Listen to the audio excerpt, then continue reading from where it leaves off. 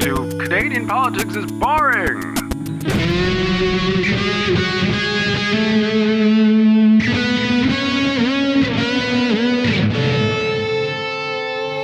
Are you ready? You're hitting the microphone with your hair. The microphone isn't. There we go. Just to warn you, this is being shot in 360, so Jesse will do silly things to distract me that is of no benefit to the podcast audience, that he forgets that this is primarily... Joe Rogan doesn't dance for his YouTube channel. Well, he should. He should. And he should also stop inviting Nazis on. That's just my opinion. I'm going to grab another bubbly. We're recording. You'll have to entertain the crew. Okay, so how are you, audience? I'm great, thank you. Yeah. How was your week? Yeah.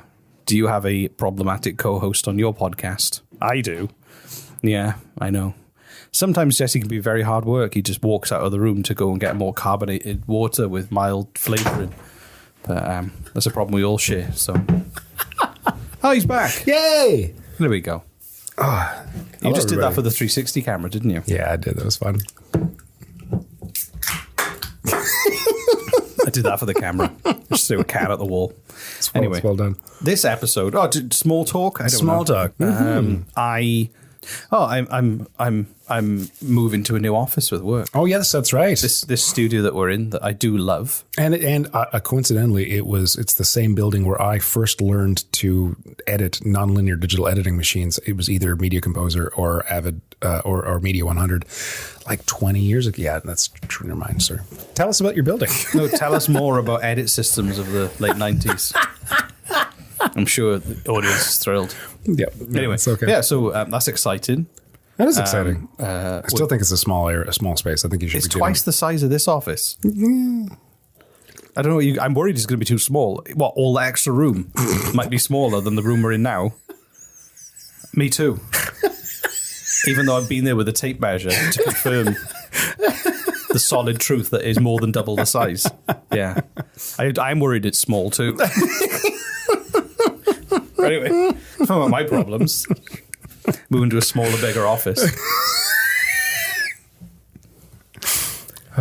Anyway. When are you moving? Soon.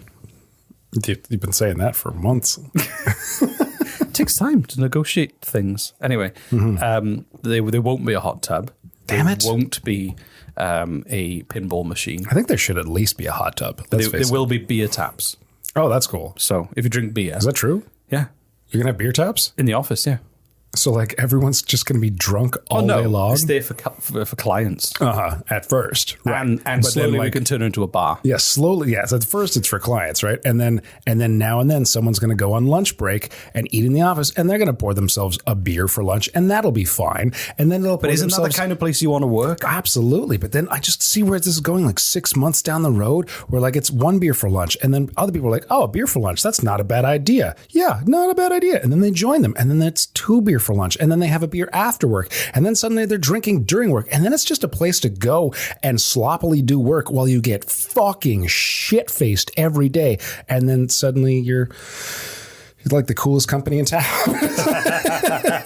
The resumes are flying through the door. I think in that scenario, you're assuming that nobody is professional and has self-control. That is correct. Yeah. Have you been to Halifax? I live here. Yes. And anyone I think would just suddenly decide to John A. McDonald our beer taps. Wouldn't last long. I see what you did there. That was good. That was well done. I'm going to John A. McDonald this beer. In which case, I mean, drink lots of it. Yeah.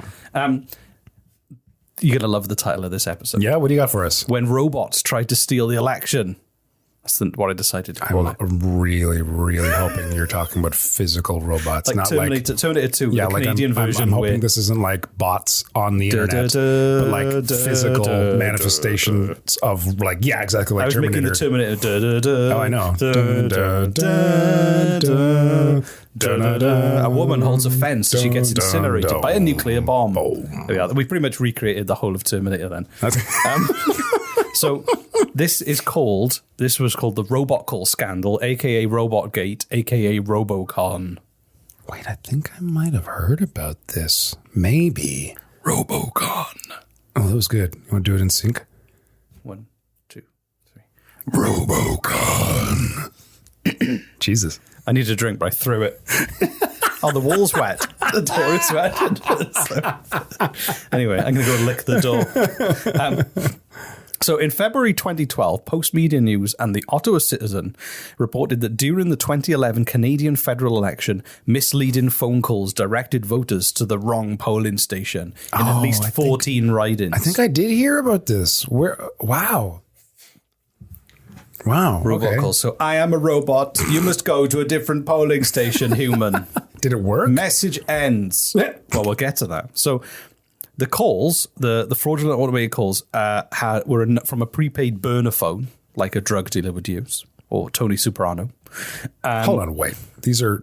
Oh, okay. All right, sure. A burner phone, like a prepaid phone that you buy that you just throw away, like a cheap one. Okay. You can't download any good apps. It doesn't, Right. It hasn't got one of those, it hasn't got like 3 cameras on it.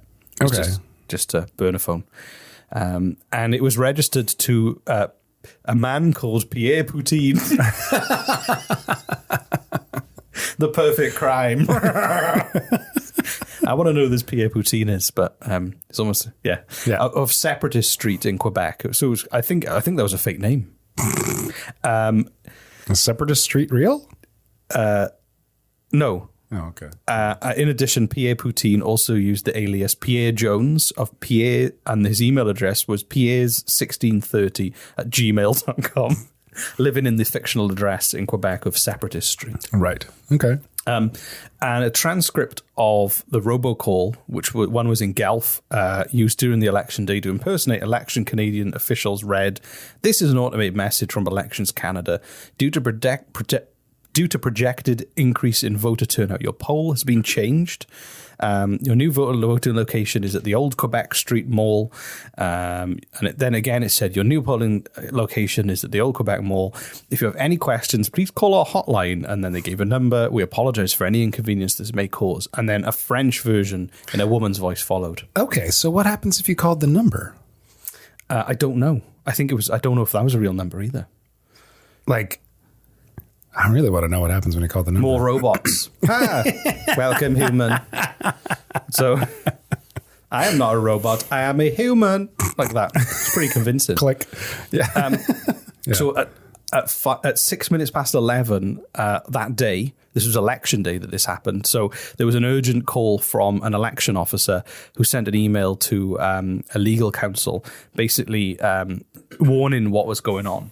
So this is the last day that you were able to vote. Yes. Yeah. Okay, I was going to say, because like if it was done earlier on in the week. No, it was done on the day of voting. Right. Okay. So another email was sent from another legal counsel to the chief electoral officer, and they said basically the outcome was this is far more serious, and they've actually disrupted the voting process. So 281 people called back Pierre Poutine's cell phone. And a voice broadcasting expert contracted by Elections Canada estimated that a typical 1% callback rate, so of the 281 calls made, indicated that many thousands of people had been reached by this robot call, and probably resulted in a higher, even considering the nature of the robot calls, it was quite a high callback rate. 281 people called the number? Is that what you said? 281 called that number, the helpline. And what happened was then an affidavit filed, secured a search warrant, and reported that 7,760 call attempts were made. Holy shit. So the Commissioner of Elections Canada received 40,000 communications and complaints about the robot calls, but most of them weren't people who received robot calls. They were people who'd heard that they were robot calls and they wanted to complain that someone else had had a robot call. They're just upset that they didn't get one. I know. They wanted to be part of the game. They need to, there's a big investigation going on. I know, let's flood their inbox with that's just ridiculous. With outrage and sympathy. Outrage and sympathy. So Liberal MP, Frank, that's not a real name. His actual name is Frank. Yep.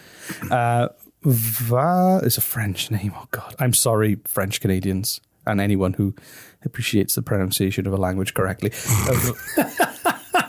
Frank Valariot received a call. Let's get that over with. Frank received a call at his home notifying him that Liberal supporters were being targeted, and it quickly emerged there was an extensive campaign to discourage Liberal supporters. In under an hour, 100 voters arrived at the phony voting location. And it shows that up 150 to 200 voters in Guelph had showed up at the wrong location at the Quebec Street Mall. How many? 150 to 200. And some ripped up their voter ID cards in frustration. Wow. It's like, I can't vote here, then I'll never vote at all. Damn you, card. I'm going to take my anger out on this piece of paper. And he also noted that the voters who were targeted were voters who had indicated they would not vote for the Conservative Party when contacted by the Conservative Party. They were the ones told to go to the wrong station. Of course. Were targeted. This caused the opposition parties to allege that calls were made as part of a campaign by the Conservative Party to intimidate supporters of other parties. Which, you know, if it looks like shit and it smells like shit, it tends to be shit. So you look at who's going to benefit from that. And unless, and this is the thought that I just popped into my head, okay? So 7,000 people were called. A few hundred were directed to the wrong place. Not even a few hundred. 150 to 200. But in a small, if you think on a local level, if that's a marginal seat, right, that can make a difference. Sure, but if you understood the statistics, let's say you were the mastermind, you're showing the world your pit stains and flexing your muscles at the same time. You're talking about Pierre Poutine. Oh no, I was scratching the top of my head and stretching. I was just doing that, stretching my back. So here's my thought is, Pierre Poutine, the evil mastermind. Yeah, what if Pierre Poutine, the evil mastermind, was a liberal? Okay. And he knew that, yes, this would put a dent in liberal votes, but by and large, he was confident that that riding would still get enough votes for the Liberals to win. And he just wanted to make a smear campaign for the Conservatives when they eventually found out what they did. Maybe. But that sounds like the ramblings of an insane conspiracy theorist. I mean... Or is it? I want a t-shirt called, Who is Pierre Poutine? Oh, that's good. Where on earth is Carmen Sandiego? It's kind of like that. So Rack9 Inc., which doesn't sound like an evil corporation at all. No. Cyberdyne Industries. So Rack9 Inc., who were an organization or a company, that provided robocalls. Perfectly legal robocalls are used all the time, saying, you know, to dial people and say, please vote for this. And they were a company that did it. And apparently the system had been used to make these robocalls, but they apparently opened up all their information to share with Elections Canada for the investigation that happened. And they had to give a statement, and they were basically kind of put under the spotlight because the technology was the source of the calls. But they gave so much information to Elections Canada, they were able to work out where the calls were actually made from. They could figure it out? Yeah. So but they were still burner phones. They just... Yeah, but they also... so the same IP address used to create the misleading calls. So they'd used an internet connection to make the calls. Right. It'd be a lot easier. You don't want to do it manually. The same IP address was used within 4 minutes by a Conservative campaign staff member to make legitimate Rack9 calls. Oh, wow. So within 4 minutes of the fake calls, this staff member called Andrew Prescott? A staff member anyway was basically whoever made those calls, the legitimate ones, had also made the fake one within 4 minutes, or somebody else had, but it was very close to each other.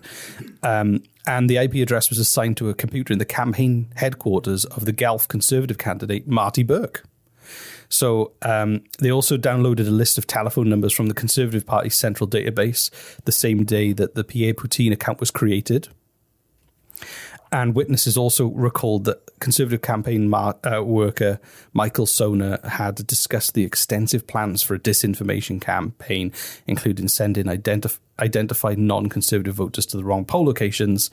But both Andrew Prescott and Michael Sona have repeatedly denied involvement. Right, because it was a Liberal mastermind who went to the location where these calls were being made, volunteered his time to make calls, had his laptop in his bag, connected to the internet while he went to the bathroom, and sent those calls out, and then quickly quit. Exactly. So, and they also found that Andrew Prescott and Pierre Poutine had used the same computer in the middle of the night on the 1st to the 2nd of May within minutes of each other without signing out in between. How would this Liberal mastermind get access to Andrew Prescott's personal computer in the middle of the night now? Now that's a good question. Maybe he's wearing his skin. Maybe he killed the real Andrew Prescott.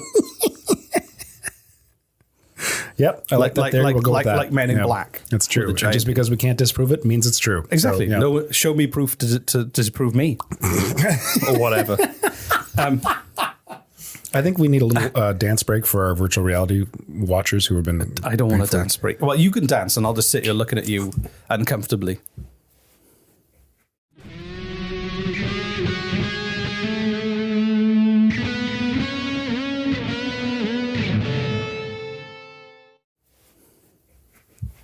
So for the podcast people, Jesse is doing what only be described as shit dancing. Okay, I'm done. There we go. There you Okay, go. cool. That's Right. all for you. I cut him down with my harsh sarcasm. Anyway, November the 12th, November 2012, the Guelph Mercury reported the Burke's campaign manager, Ken Morgan, Marty Burke, whose campaign office where the computers have been sending robot calls, moved to Kuwait, changed his email, left no phone number, and refused to speak with Elections Canada. Wow, he moved to Kuwait. And just stopped. He stopped replying to emails. So, oh my God, he's vanished. We'll never find him again. Who was this again? Ken Morgan, who was the campaign manager. Oh, the campaign manager for Marty Burke. So what happened was Michael Sona, who people had said had been saying, who was a junior campaign person, Okay, basically took the rap for this. So even not though, Andrew. Not Prescott? Not any of the people. Was that his name? Andrew Prescott. The person who sounds like he's like the guy behind this. Well, he logged in using his account and then logged in as Pierre Poutine, like within like a few minutes of each other, or at the same time, late one night. And then also that other Ken guy moves to Kuwait and refuses to reply to emails or speak to Election Canada. Or a lot of suspicious activity happening here. But it turns out the junior person in the office is the one who was the mastermind behind it all. What? And, really? No, it's not. That's just I kind of feel like so they. He spoke to CBC's Power and Politics in 2012, and he said he'd hoped that the Elections Canada investigation would have shown he wasn't involved, and he had to speak out. He was basically saying, "I'm junior, and they just want me to take the rap for this because obviously it's a big deal." So they blamed him. They blamed him. I mean, in court, he was found guilty. Oh wow! So what evidence? With all the stuff we just discussed. Yeah, but that's not on him. Well, I know, but they can say it wasn't me who logged in. He had my login details. It was all circumstantial. Really proof, yeah. And he said, I think that this. Well, he's found guilty. What was his crime? What was his punishment? Well, what kind of punishment do you think he had? Just a slap on the bottom. Just a firm spank. So essentially, he was charged. Get over here. Get over my knee. With having willfully prevented or endeavored to prevent electors from voting in an election. He was the only person to be charged with any crimes. And in August 2014, he was found guilty of one violation of the Elections Act. The trial judge concluded that it was unlikely that Sona acted alone. So although Sona was the only one who went down for it, the judge acknowledged that he probably didn't act alone. And he was sentenced to 9 months of imprisonment and 1 year of probation. Christ. And described Sona's actions as an affront to the electoral process. So but he didn't do it. He may have been. He was involved, but he was the only one who took the rap for it. He was involved. I guess he was involved, but he was the only person who took all the blame. But the judge said it was unlikely that he was the only person involved. Right. But it's not my job to find out who the rest were. I'm just a judge. What do I care?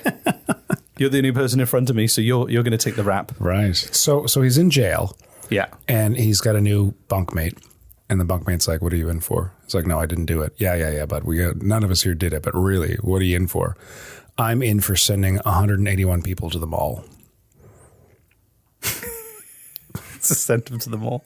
Maybe someone in the campaign office, maybe they like their wife or partner had just opened a new store, or like their son had just launched a business, or their grandparents had just invested the last of their money into a new juice bar, and they just wanted people to go there and spend money. So it wasn't about the election. It was about the mall. It was about launching a business in the mall.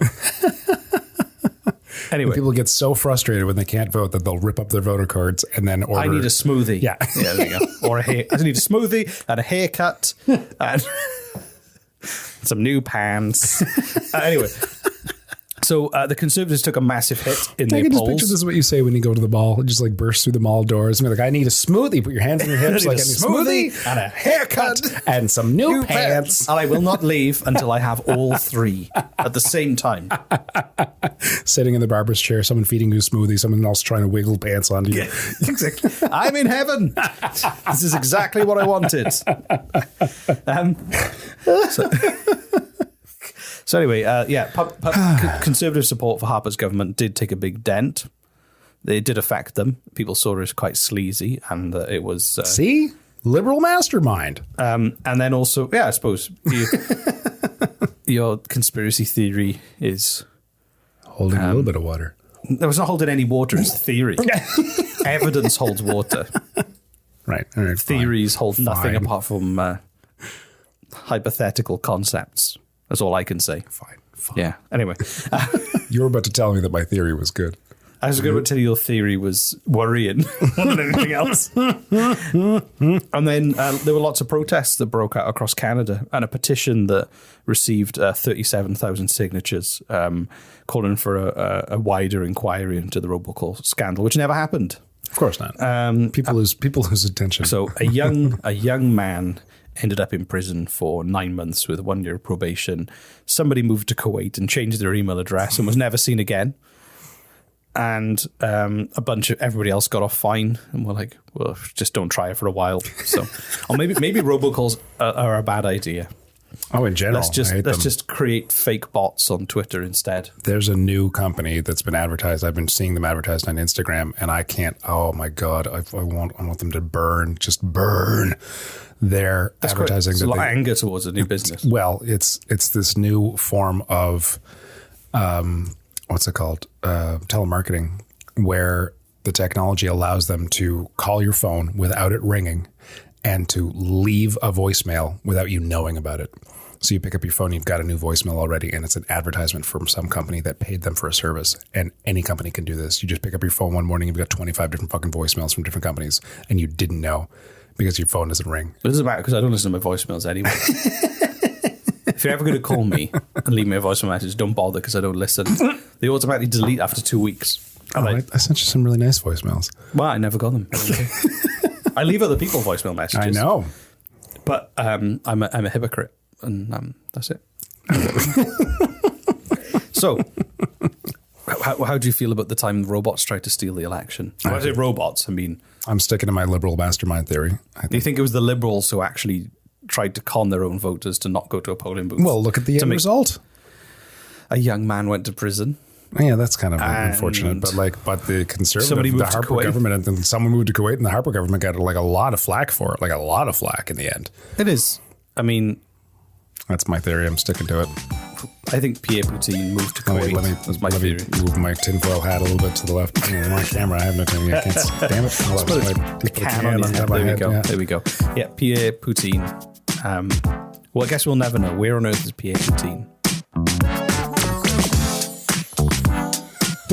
Jesse's doing a map. Right. I'm sorry, podcast audience. He's playing up for the camera and forgetting about the fact that you're only getting the sound. He was balancing an empty can on his head and then did a visual ta-da with his hands. It's very difficult to, I've got a wide forehead, so not hard at all. Exactly. So that's the end of this episode. Call to action is this one's about, well, Jesse's got an idea. No, I'm enthusiastically pointing at you so that you can, I'm giving you... This call to action. I'm helping you send some love to the world. Get a bag, a brown paper bag or a plastic bag. Get a toothbrush, some toothpaste, some toiletries. Some snacks. Pack it all, and then find a homeless person and give it to them. That's the call to action. That's nice. Here I was making fun of you. Give them something nice. Something nice and useful, so they can brush their teeth. They can have a snack or whatever, and maybe like a voucher for like a coffee chain that you can buy vouchers for to get a hot drink. That's quite sweet. So don't worry about us. We're fine. Yeah, we're fine. Go and spend, or just grab stuff in your house. I've got like probably. If you can't find, I go to Costco, so I buy like 10 packs of like what's it called, toothpaste at a time. Toothpaste. Toothpaste. Tooth. They're tooths. So the call to action is be nice to someone who needs help more than us. I like that. That's nice. Yeah, that'll do. And rate us. I'm joking. But just be nice. Just go and be nice. What's it going to cost you to be nice? I don't know. It depends on how much the bag I'm of saying goodies this. is. I probably won't do it. Yeah, but, you're not going to do it. but if you're nicer than me, you should. So That was fun. Thanks for teaching me about stuff and things. Stuff and things. Things and stuff. My favorite. And I'm thinking that hopefully we'll have some. I like to do something. I know it's quite far away, months ahead. We should do something special for Canada Day. Oh, yeah. Yeah. So if any listeners have got ideas, whether it's a podcast episode that focuses on something or whether it's, I know it's months ahead, but we've got time to plan. Yeah. Give us some ideas if you've got some ideas for Canada Day. Let us Whether know. it's an event or a thing Like or a live week-long, stream anything, we'll get your juices flowing, your creative juices flowing, and let us know. if there's something you really want us to do. Dance naked. Not that. We're not Celtic warriors flapping about. Druid warriors. Druid warriors, no, Celtic warriors. But so if you would like to just think of something, I don't know. Let us know. Let us it. know. Send us an email at CanadianPoliticsIsBoring@gmail.com or just find us on Instagram or Twitter or something and let us know your ideas. Yeah. And be nice to Be people. nice to people. Yeah. Hug your neighbors. Ignore robots. And Go find a dog and pet it. close your eyes when you go to sleep because it's weird when people sleep with their eyes open. I agree with that. Yeah, Very much. I think that's enough messaging. I think so. Yeah. There's a lot there to digest. So we'll give you a couple of hours to think about what we said. That's good. Yeah, it's going to take a while. Okay. Thanks so much for sticking us in your ear holes. And my alarm is going off to signify that it's the end of the podcast. Excellent. Wow. Yay!